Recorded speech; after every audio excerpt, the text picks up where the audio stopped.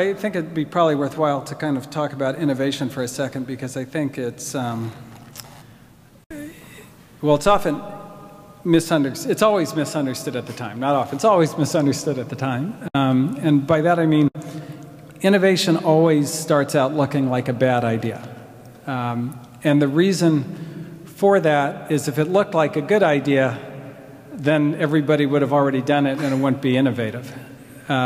And it's kind of funny. And then the problem, of course, is that the other thing that looks like bad idea is a bad idea.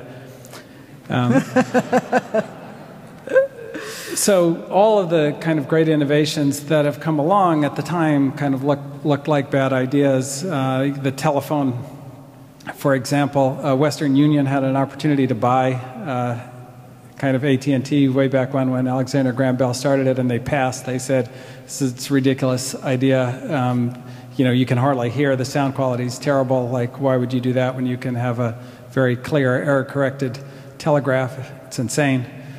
And, you know, now, like, it seems like a good idea, but then it did not seem like a good idea. And almost every innovation has been like that. They always look like bad ideas at the time.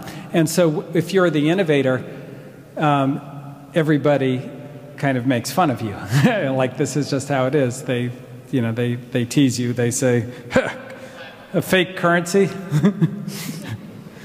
You guys are idiots. You just don't get it.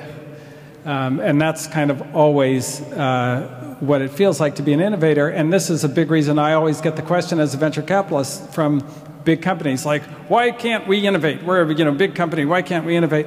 Well, the reason that big companies can't innovate isn't because they don't have a lot of innovative ideas. They do.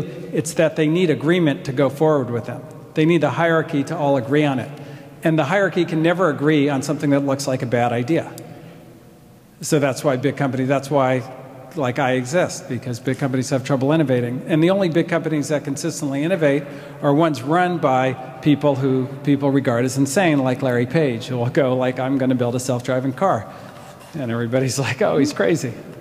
But that's kind of what innovation is. It's a breakthrough idea. It's an idea that looks like a bad idea at the time.